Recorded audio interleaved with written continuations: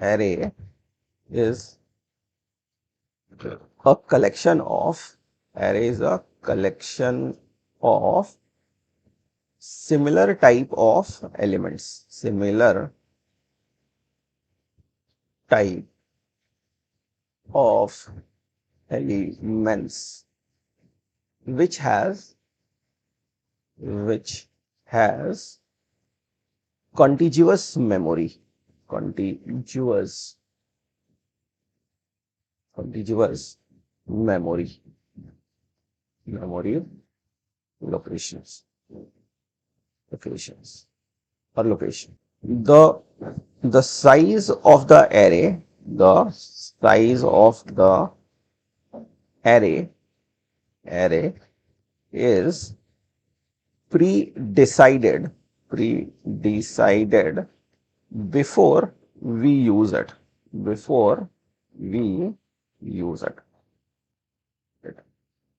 Okay. So in Java, the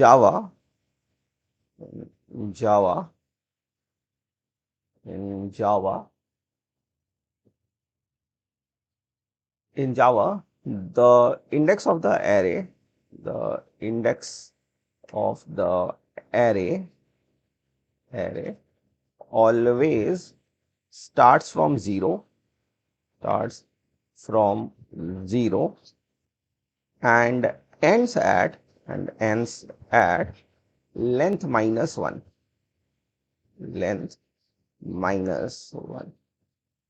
And ends at length minus 1. Okay, ये कुछ basic feature है जो array का होता है और zero and ends at length minus 1. ठीक है, और ये हो गया. और क्या बात रहती है कि एक और चीज है इन जावा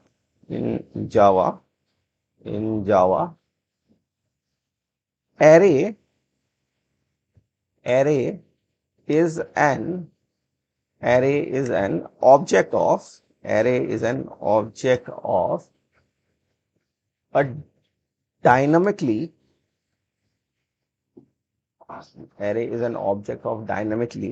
generated class. Okay. Java array inherits the object class, okay.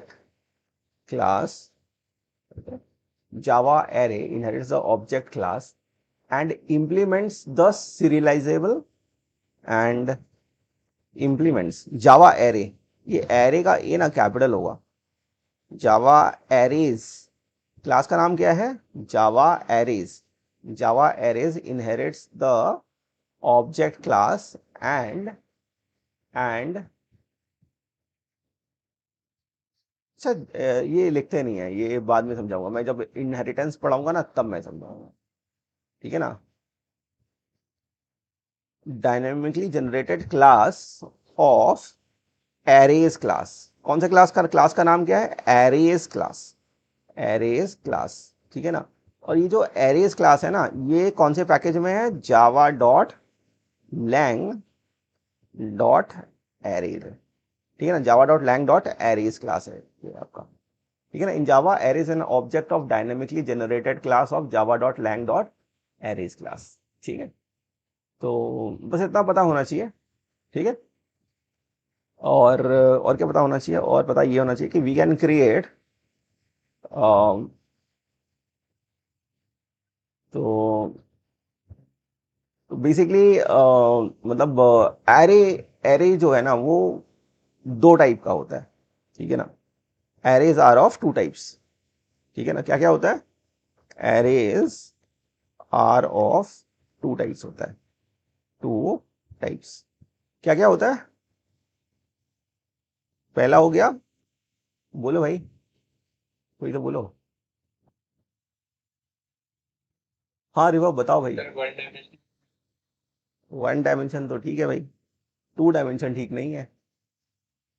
Single dimensional array, single dimensional array ये होता है, और दूसरा होता है मल्टी डायमेंशनल एरे।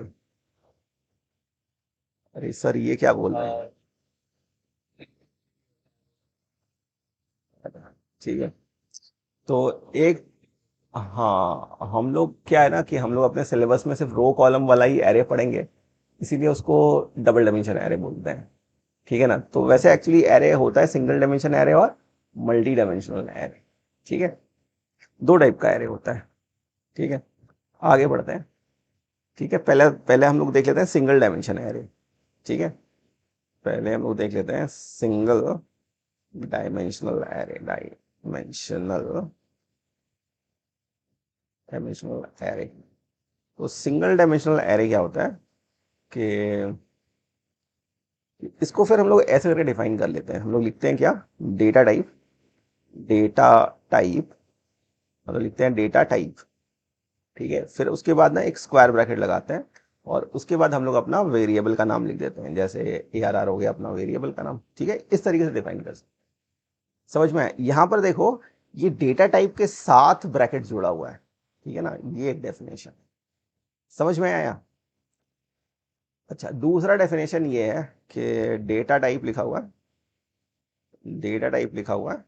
ठीक है, और डेटा टाइप लिखा हुआ है, और इसके बाद ये स्क्वायर ब्रैकेट लगाया हुआ है, ये एरे लिखा हुआ है, ये लिखा हुआ है, ऐसे डिक्लेयर कर सकते हो। ठीक है, और और या तो ये कर लो, इससे डिक्लेयर हो जाएगा, या तो ये कर लो, इससे डिक्लेयर हो जाएगा, या तो आप ये कर लो। ठीक है ना, आप ये से लिख लो data type, data type ARR, और यहाँ स्क्वायर ब्रैकेट, यहाँ स्क्वायर ब्रैकेट। ठीक है ना, इस तरीके से आप डिक्लेयर कर सकते हो। ठीक है, तो तीन तरीके मैंने बताए, पहला तरीका, दूसरा तरीका और तीसरा तरीका। तो इन तीन तरीकों में, इन तीन तरीकों में कुछ डिफरेंसेस भी है। ठीक है ना, वो उसके बारे में बातें कर लेते हैं। तो यहाँ पे चलते हैं, कोडिंग वोडिंग रखा हुआ है क्या? रखा हुआ है, कैश एंड रिवर्ब, और पैकेजेस निकाल लेते हैं। चलो, तो आज हम लोग पढ़ रहे हैं एरेज। तो पैकेज का नाम रख देते हैं माई एरेज। ठीक है, माई एरेज में जाके हम लोग यहाँ पे क्लास बनाते हैं। ठीक है, 1D, 1D एरे। ठीक है, तो देखो यहाँ पे क्या फर्क पड़ता है। अगर आप अगर आप इस तरीके से बनाते हो ना, पब्लिक स्टैटिक वॉइड मेन, ठीक है, स्ट्रिंग ARGS। ठीक है, तो आपने क्या किया, आपने बनाया यहाँ पे इंटीजर। ठीक है, इंटीजर इसके साथ चिपका दिया, स्पेस डाला, यहाँ पे एरे का नाम लिख दिया। ठीक है, कोवामा डाल के आपने B लिख दिया। ठीक है, कोवामा डाल के आपने C लिख दिया। देखो ध्यान से, इंटीजर एरे ABC। तो हम लोगों ने क्या किया, हाँ अंकेश, हम लोगों ने क्या किया, हम लोगों ने तीन, हाँ अंकेश, हम लोगों ने क्या एक्टिविटी करी, हम लोग एक चीज तो समझ में आ रहा है कि ए जो है वो एरे है ना अंकेश? हाँ, ये तीनों एरे है। ये सही बात बोला है, ये तीनों एरे है। ठीक है ना, लेकिन अगर हम ऐसे डिक्लेयर करता ना, इंटीजर स्क्वायर ब्रैकेट लगा के, ठीक है ना, एक्स, एक्स ले लिया, एक्स ले लिया, ठीक है, क्वामा वाई डिफाइन कर दिया, और क्वामा जेड डिफाइन कर दिया, तो अब क्या डिफरेंस हो गया? तो अगर हम लोग यहाँ पे अगर ये लिख देंगे ना, B = 10, वो हमको बोलेगा भाई गलती कर रहा है। क्या बोल रहा है? बोल रहा है भाई गलती कर रहा है। ठीक है ना, ये गलती बड़ा इंपॉर्टेंट है। हाँ, ये गलती बहुत ही इंपॉर्टेंट है भाई, क्योंकि बी जो है वो एरे है। ठीक है ना, बी क्या है, बी एरे है, तो ये यहाँ पे लगा देते हैं। So B is an array. B is an array, B क्या है, बी एरे है, ठीक है ना। देखो बी जो है ना वो है एरे, बी क्या है, बी एरे है, B is an array, B is an array, B क्या है, एरे है, B is an array, reference variable क्या है, reference variable,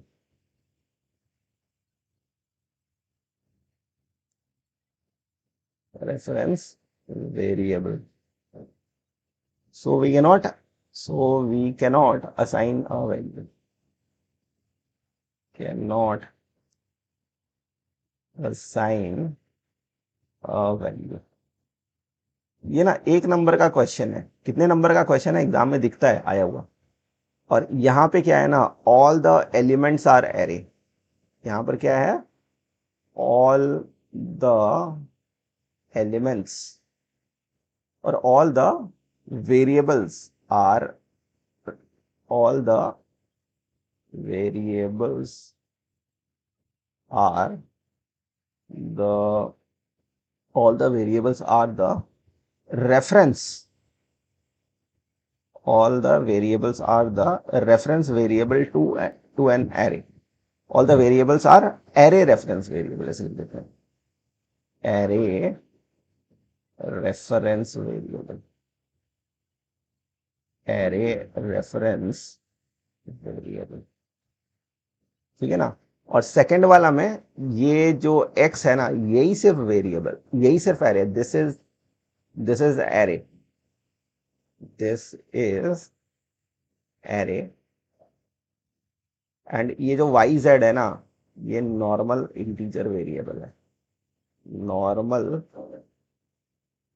int variable,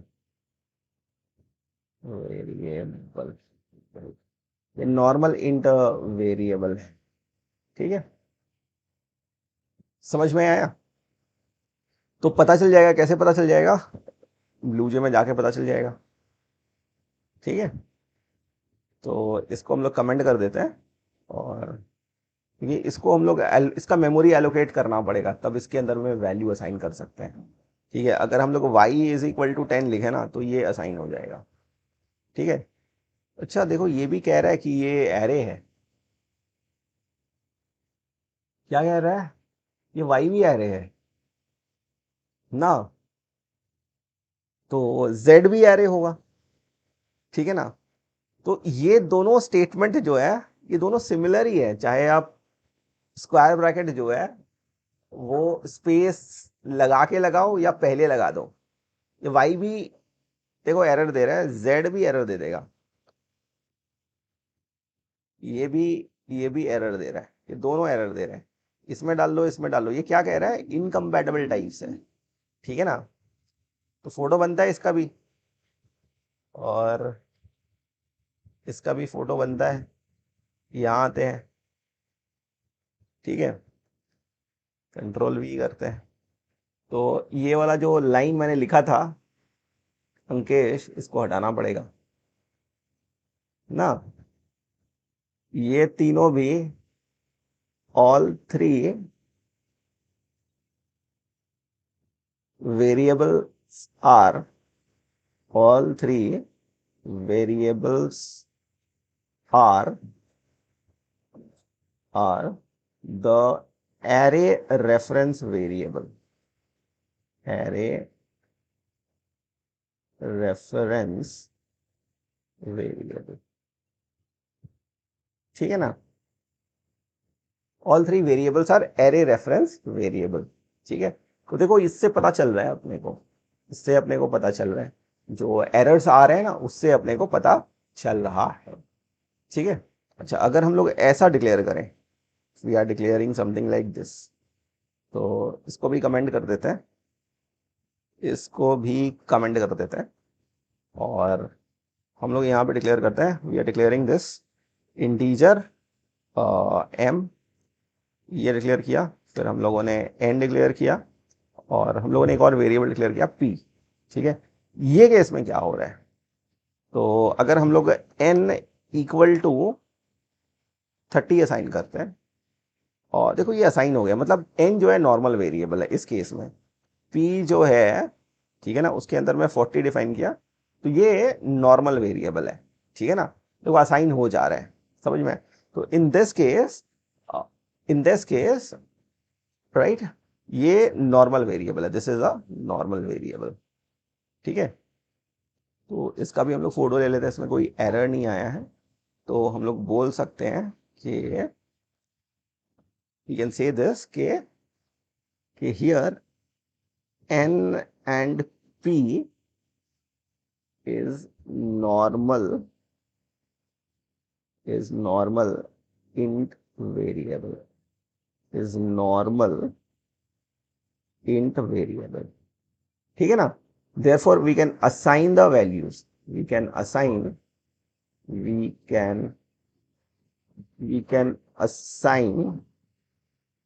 the values, we can assign the values directly to these variables, directly to these variables, ठीक है,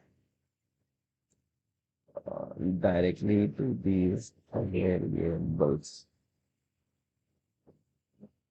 ठीक है। तो आई होप समझ में आ गया होगा कि इसका कॉन्सेप्शन क्या है, ठीक है। चलो अब हम लोग क्या करते हैं कि अब हम लोग समझते हैं कि हम लोग एरे का जो डेटा है ना उसको कैसे हम लोग इंस्टेंशिएट कर सकते हैं, ठीक है ना। इंस्टेंशिएटिंग और इंस्टेंशिएशन, TIATION, इंस्टेंशिएशन of an array in Java, ठीक है। तो इसका इंस्टेंशिएशन ऐसे होता है कि हम लोग लिखते हैं array reference variable equal to new data type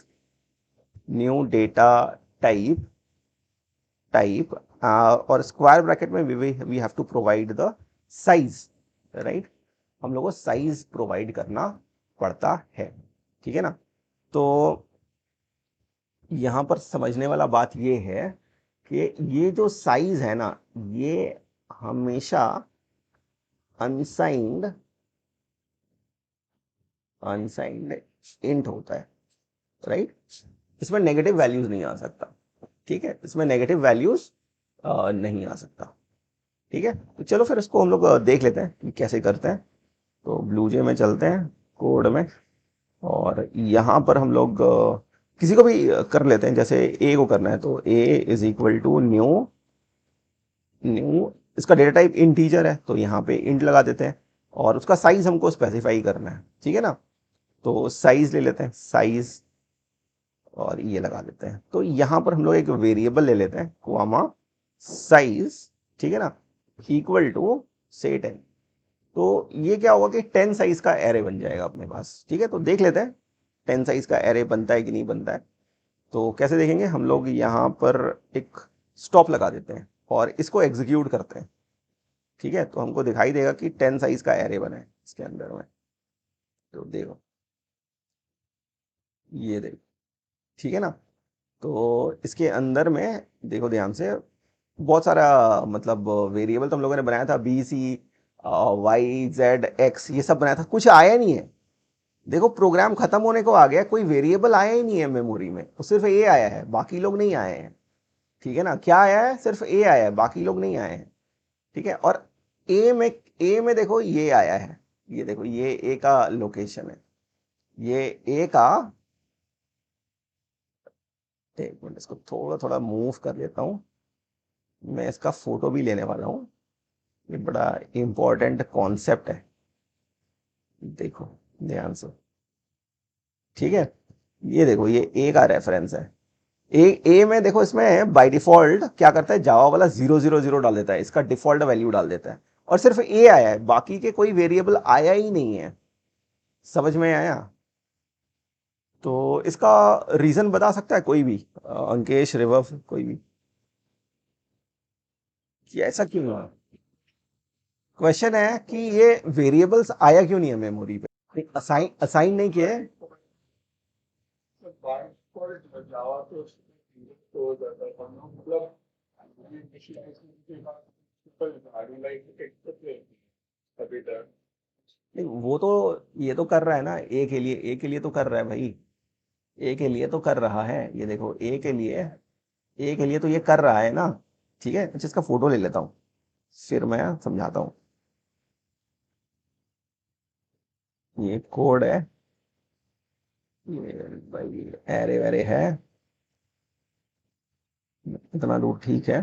तो देखो ध्यान से कि यहाँ पर ध्यान देने वाला बात ये है, देखो ये ए का तो मेमोरी एलोकेट कर रहा है ना, ये देखो ये ए का मेमोरी है, ये रेड वाला जो बॉक्स है ना, ये जो रेड वाला बॉक्स दिख रहा है ना तुमको, ये ए का मेमोरी है, this is the memory of A. ठीक है ना, ये है मेमोरी ऑफ ए।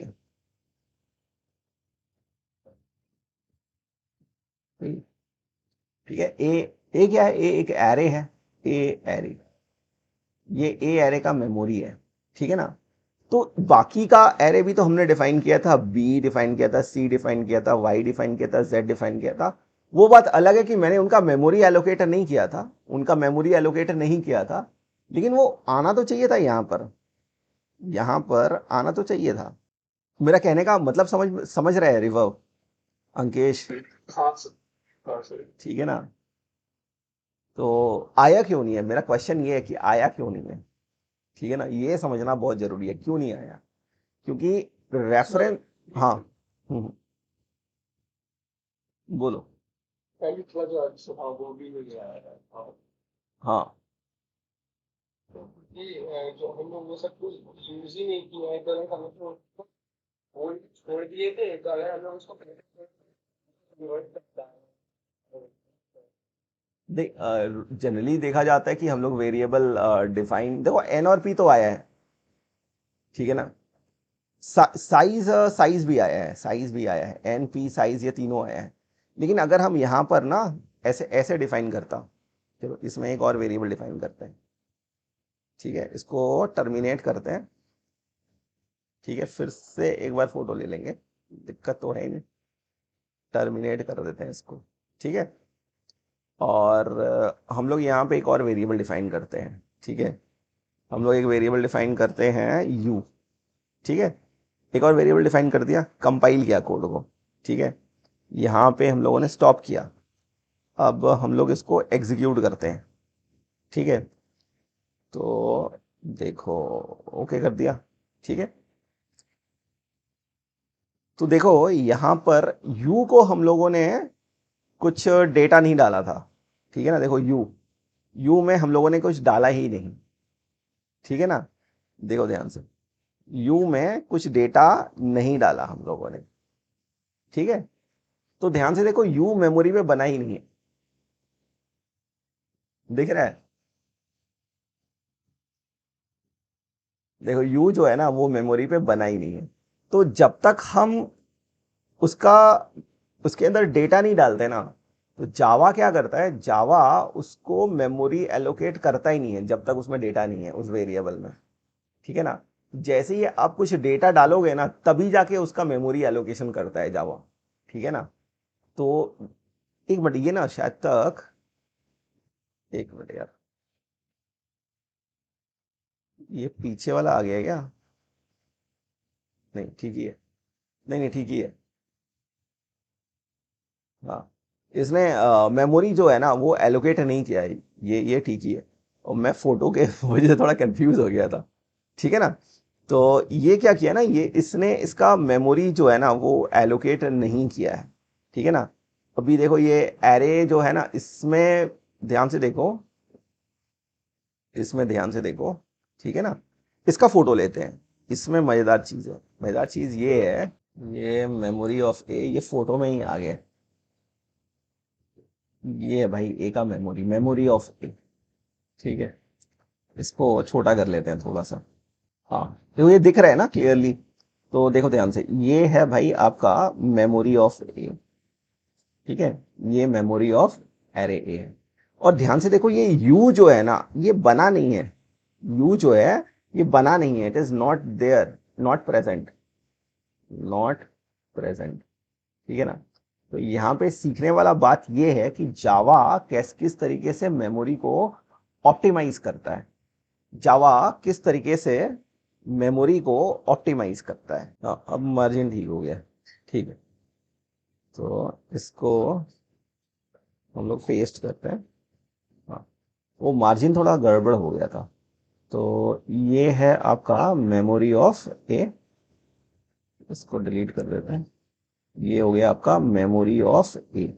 ठीक है, और ये है वो एरे का मेमोरी। ठीक है, तो मेरा कहने का मतलब ये है कि ये जो यू है ना, यू, ठीक है ना, यू को यहां पर होना चाहिए था। यू तो नॉर्मल वेरिएबल है, ठीक है ना, but value of U is not assigned.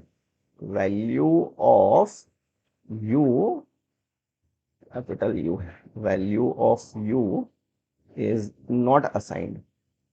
ठीक है ना, value of U is not assigned, not assigned, assigned. therefore therefore java will not allocate memory, not java, jvm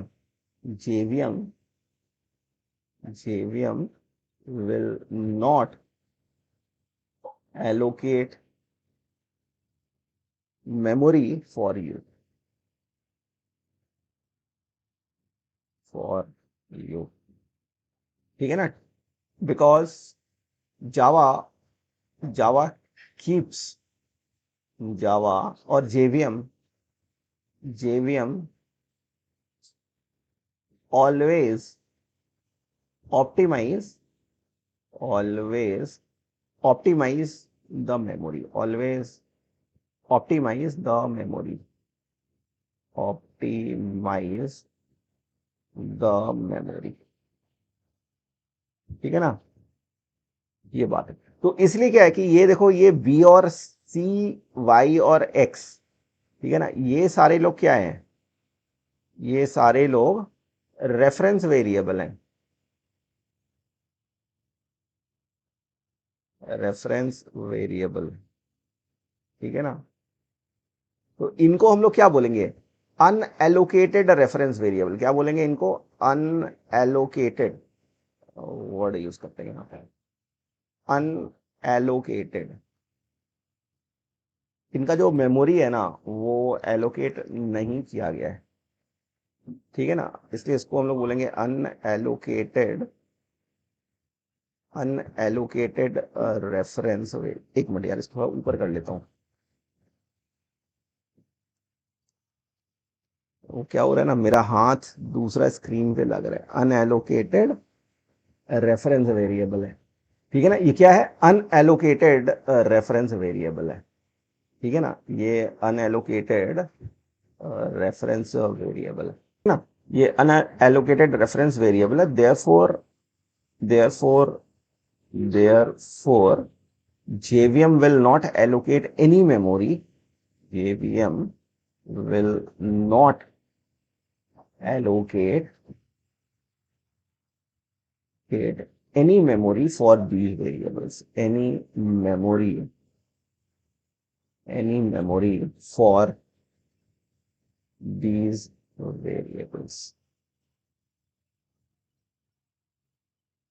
variables, ठीक है ना। अच्छा, ये जो a है, ठीक है ना, इसको वो एलोकेट किया है। ठीक है ना, here here in this statement, in this statement memory for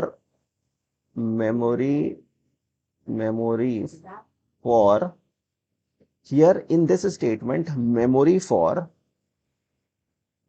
a is allocated, with new operator, new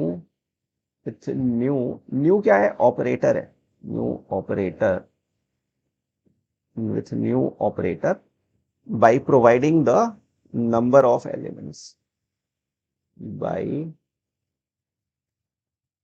by providing by providing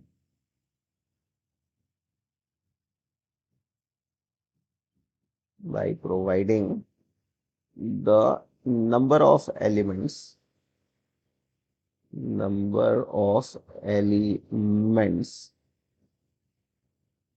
ठीक है ना, by providing the number of elements using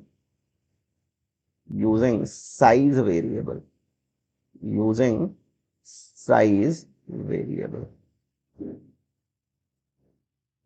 ठीक है, ठीक है। देखो बात समझ में आया, ये इसका कॉन्सेप्शन है। ठीक है, अब क्या होता है ना कि जब आप ये वाला स्टेटमेंट लिखते हो, ठीक है, जब आप ये वाला स्टेटमेंट लिखते हो तो क्या होता है वो समझ लो। ए, ठीक है, इक्वल टू, आपने लिख दिया न्यू, ठीक है, इंट और स्क्वायर ब्रैकेट में साइज लिख दिया।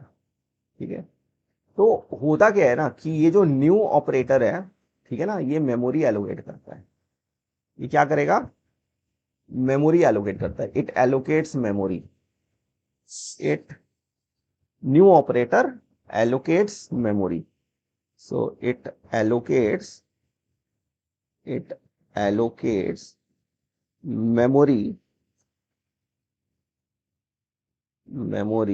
on the heap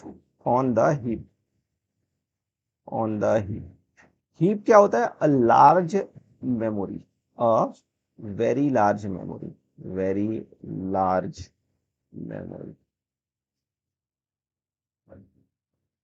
हीप होता है अ वेरी लार्ज मेमोरी, बहुत बड़ा सा मेमोरी होता है। ठीक है, उस पे वो एलोकेट करता है उसको। ठीक है ना, and returns and and it returns and it returns the reference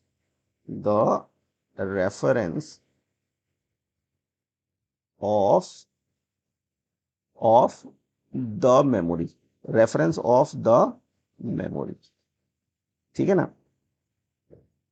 तो रेफरेंस ऑफ द मेमोरी का मतलब होता है, रेफरेंस ऑफ द मेमोरी का मतलब होता है एड्रेस। भैया क्या होता है, एड्रेस, कौन से एड्रेस पे वो स्टोर बना है। ठीक है ना, कौन से एड्रेस पे बना है, तो इसको पिक्टोरिकली समझते हैं चीजों को। तो इसका एक डायग्राम बनाते हैं अपन। ये देखो, ये है भैया बड़ा सा हीप। ठीक है, ये है हीप। ठीक है, ये है हीप और ये है आपका ए, ये है आपका ए। ठीक है, तो जब आपका ये स्टेटमेंट एग्जीक्यूट करेगा ना, न्यू इंट साइज का वैल्यू मान लो 10 है, तो वो क्या करेगा कि वो एक मेमोरी एलोकेट करेगा अंदर में, ऐसा टाइप का। कैसे भी एलोकेट कर सकता है, ऐसे मैंने ऐसे लंबा बना लिया समझने के लिए इजी रहेगा। तो ये कुछ ऐसे ऐसे करके एलोकेट कर लेगा। ठीक है, तो इसका फर्स्ट सेल का जो एड्रेस है ना, वो अज्यूम कर लो है 0x, ठीक है ना, 21b। ये समझ में आया, 21b। और इसका डेटा टाइप क्या है, इंटीजर है। ए का डेटा टाइप क्या है, इंटीजर है। तो 0x21b के साथ अगर आप 4 ऐड करते हो ना, क्या आ जाएगा, तो बी के बाद क्या आता है, C D E F, तो इसका आंसर हो जाएगा F21 और यहाँ पे 0x लग जाएगा। तो इसका सेकेंड सेल का एड्रेस हो गया 0x21F। ये 4 बाइट का डिफरेंस में बन रहा है, एक एक सेल का एरिया है 4 बाइट, एक एक सेल का एरिया कितना है 4 बाइट्स, राइट। तो इस तरीके से ना इसका मेमोरी एलोकेशन हुआ है। और ये जो न्यू क्या करता है कि वो एलोकेट करने के बाद ना, ये वाला वैल्यू जो है ना, ये वाला वैल्यू, ये वाला जो वैल्यू है, ठीक है ना, इसको यहाँ पे ट्रांसफर कर देता है, रिटर्न कर देता है 0x21b, ये रिटर्न कर दिया। देखो बात समझ में आया। अच्छा, इसको सिंपल बना लेते हैं, वैल्यू को सिंपल रख लेते हैं। अच्छा रहने देते हैं, ये भी तो सिंपल ही है, ठीक है ना, ये सिंपल ही है, समझ में आया।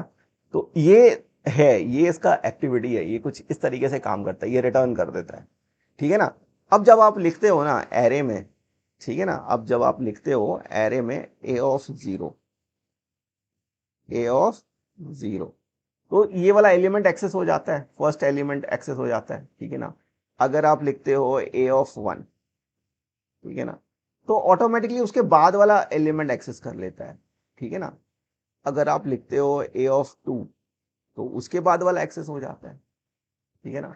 तो अंकेश कभी दिमाग में ये आया ये करता कैसे होगा, how how it solve this problem, right, ये कैसे, मतलब हमको इतना आसान बना के कैसे दे देता है, इतना इजीली कैसे अवेलेबल करता है, जबकि ये तो फर्स्ट एलिमेंट का एड्रेस इसमें होल्ड करके रखा हुआ ए ने अपने पास, ठीक है ना।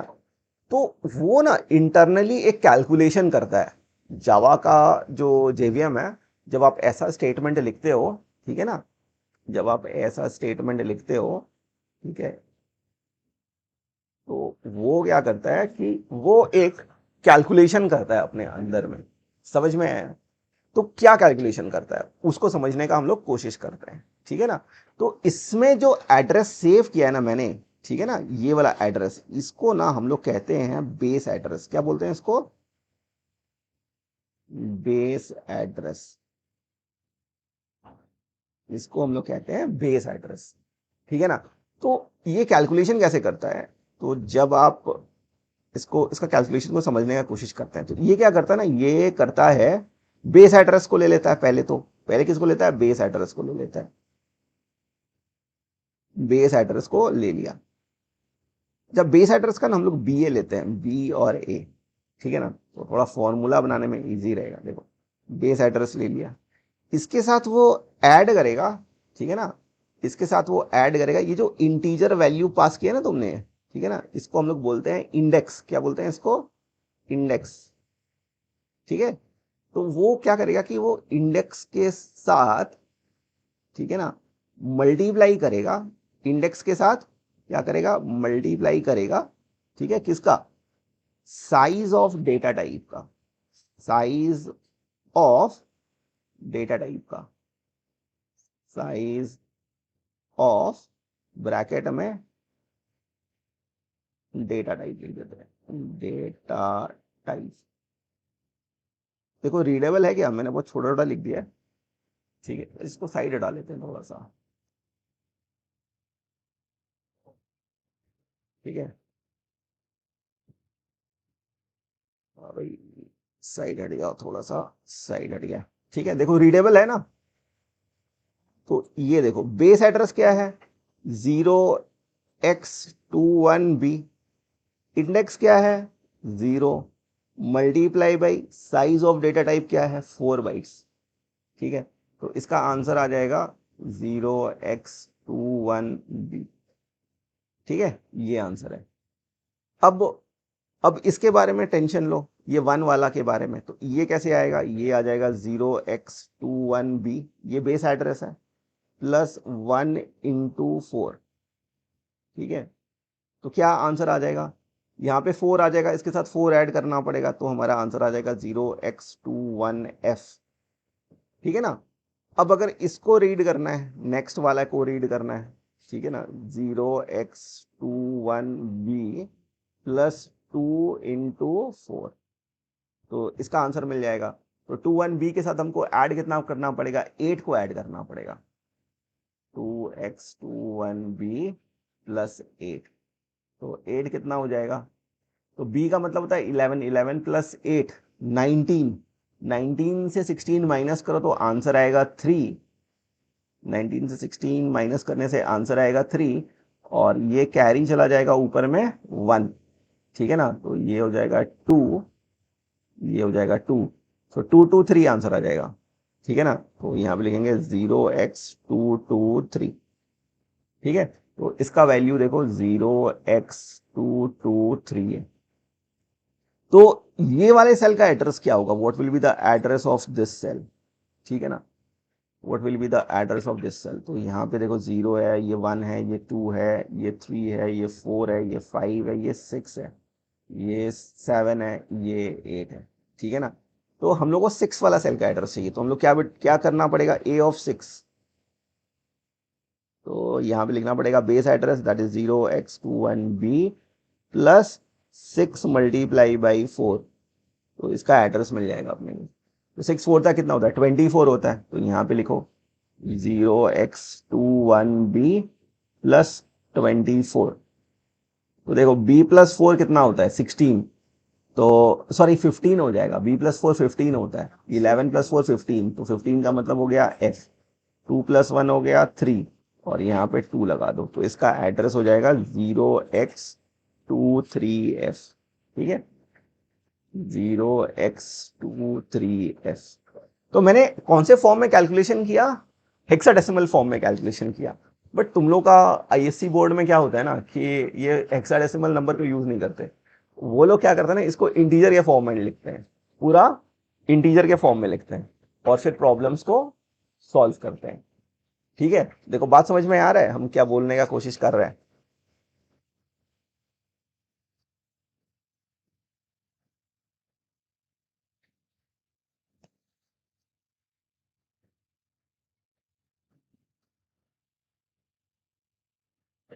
और रिवर्ब देखो, बात समझ में आ गया सिंगल डायमेंशन एरे का। हाँ सर। देखो भाई, बहुत ही आसान है ये वाला पार्ट्स, मैंने पढ़ाया नहीं था ये सब चीज। तो ये सिंगल डायमेंशन का हम लोग एड्रेस कैलकुलेट कर सकते हैं। तो स्कूल में क्या होगा ना कि ये सिंगल डायमेंशन के ऊपर में प्रॉब्लम देंगे नहीं, बट ये कॉन्सेप्शन जानना बहुत जरूरी था। ठीक है, अगर ये कॉन्सेप्शन समझ में आ जाएगा तो डबल डायमेंशन का एरे का एड्रेस कैलकुलेशन करना भी समझ में आ जाएगा। ठीक है, तो होता क्या है ना, जब आप एरे बनाते हो ना ऐसे, ठीक है, मान लो ये एक एरे है, तो बहुत गंदा बन गया। हम लोग एक एरे बनाते हैं, ये ए वाला एरे जो है ना, इसको बनाते हैं, तो ये सिंगल डायमेंशन एरे है। तो इसके अंदर में देखो लिखा हुआ है,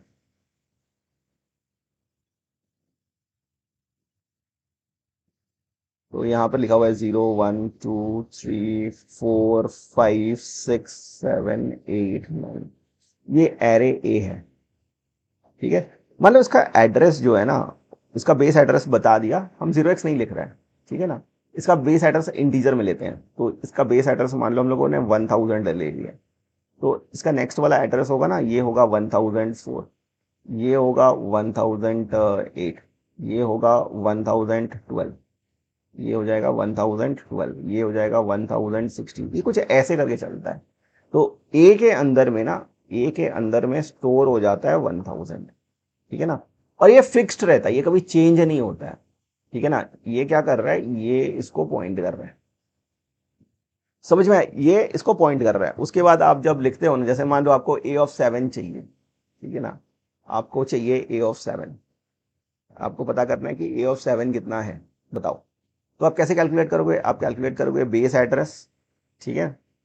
आप कैसे कैलकुलेट करोगे, आप लिखोगे यहाँ पे बेस एड्रेस, ठीक है, फिर आपने लिखा प्लस, ठीक है, इसका ये इंटीजर एरे था तो साइज 4 बाइट्स करके, ठीक है ना, तो 4 लिख लो, ठीक है, multiply by index value, index value कितना है 7, तो इसका आंसर आ जाएगा 1028, 1028।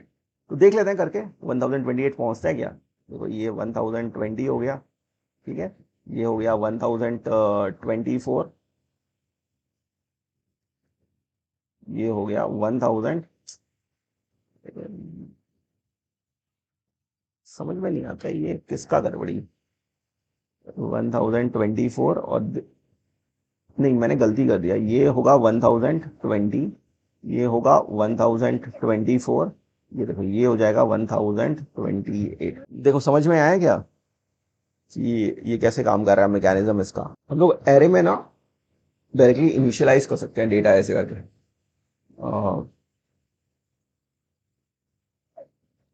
33, 44, 66, 25 एंड सेमी, ठीक है। तो कुछ इस तरीके से मतलब हम लोग एरे को इनिशियलाइज कर सकते हैं इन द प्रोग्राम। ठीक है, तो इसमें क्या है कि you don't have to mention size, right? Size को हम लोग को मेंशन करने का रिक्वायरमेंट है, right? We don't have to mention the size.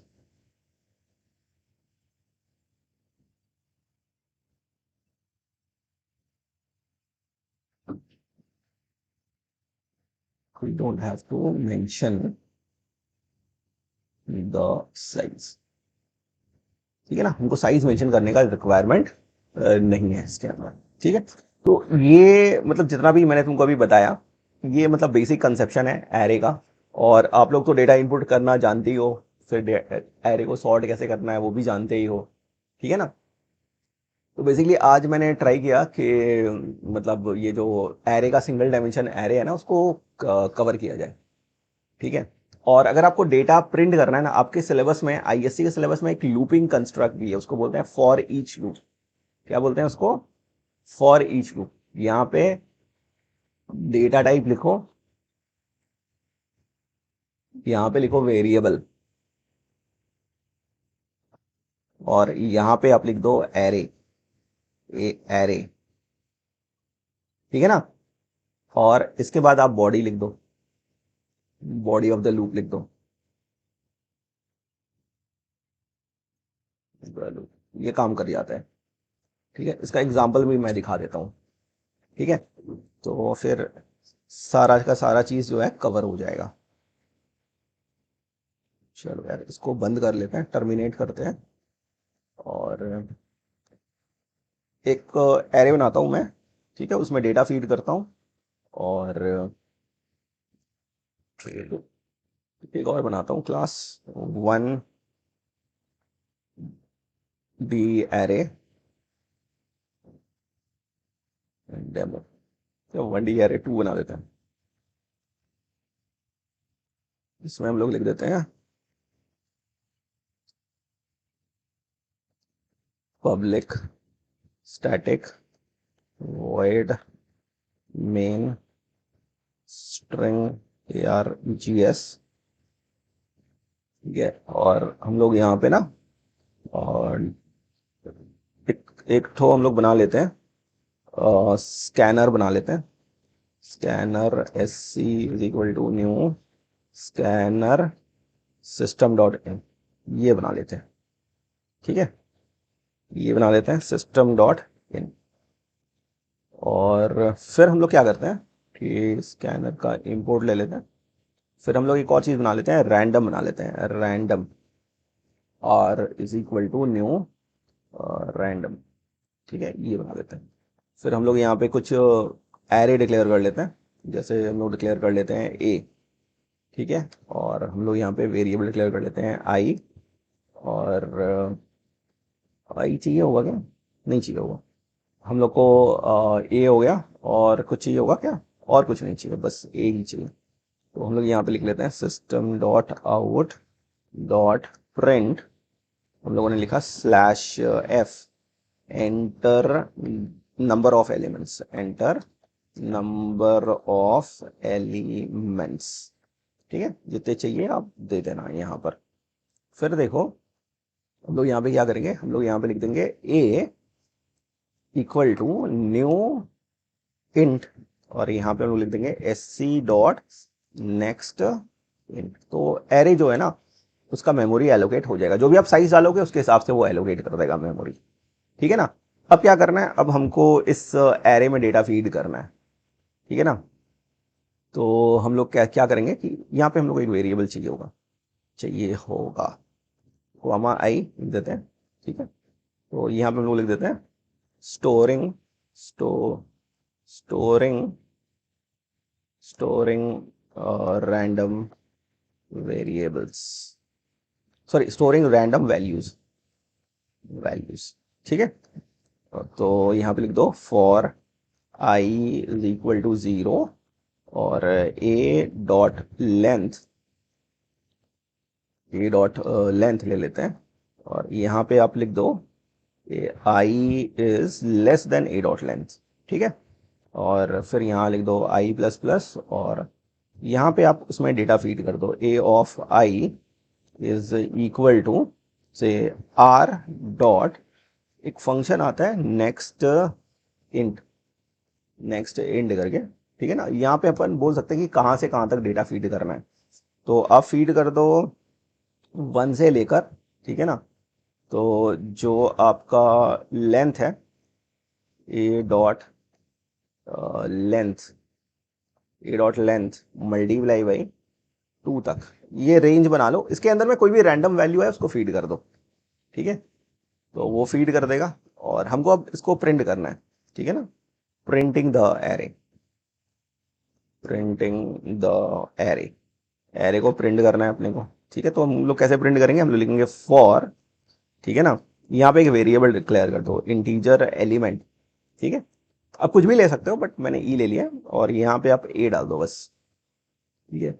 फिर यहाँ पे आप लिख दो सिस्टम, अच्छा वैसे ये दिखा देता हूँ, ठीक है। System dot out dot print, ठीक है। आप ए ई को लगा दो, ई प्लस एक स्पेस लगा दो, ठीक है ना, एक स्पेस लगा दो। तो ये क्या करेगा, ये सारे के सारे एलिमेंट्स को ना प्रिंट कर देगा, ठीक है ना। हाँ, यहाँ से हमें लगा दो, वो सारे के सारे एलिमेंट्स जो भी हम लोग फीड करेंगे ना उसको वो प्रिंट कर देगा, ठीक है। बड़ा ही सिंपल सा कोड है, ठीक है। तो रन करते हैं इसको। तो यहाँ पे मैंने डाला 10 एलिमेंट्स डाल दो, तो देखो यहाँ पे वैल्यूज आ गए 8 2 6 15 14 14 2 4 11 12। तो देखो ये 10 एलिमेंट्स को प्रिंट कर दिया, ठीक है ना। तो हम लोग ऐसा भी लगा सकते हैं, यहाँ पर हम लोग एक चीज़ लगा सकते हैं कि हम लोग लगा सकते हैं system dot out dot print, और यहाँ पे आप लगा दो स्लैश एन, ये ब्रैकेट लगा दो, ठीक है। और सेमीकोलन लगा दो, और ये सेम स्टेटमेंट आप नीचे लगा दो थोड़ा सा मॉडिफाई करके, ठीक है। तो और भी अच्छे तरीके से वो दिखेगा। तो यहाँ पर आप ये लगा दो और इसको हटा दो, ठीक है। कंपाइल कर दो कोड और अब इसको रन करते हैं। तो देखो थोड़ा आउटपुट अच्छे ढंग से आ जाएगा। तो हम लोग डालते हैं नंबर ऑफ एलिमेंट्स 10, तो देखो ये अपने को आउटपुट दे दे रहा है। तो एक और स्पेस लगा दो यहाँ पे सामने में, थोड़ा ऑर्गेनाइज फॉर्म में ये दिखेगा, ये एरे है भाई, ठीक है। आप यहाँ पर कॉमा भी लगा सकते हो, दिक्कत नहीं है, वो सेपरेट कर देगा। फिर वो लास्ट में एक कॉमा लगाएगा, उसको फिर आपको हैंडल करना पड़ेगा, ठीक है।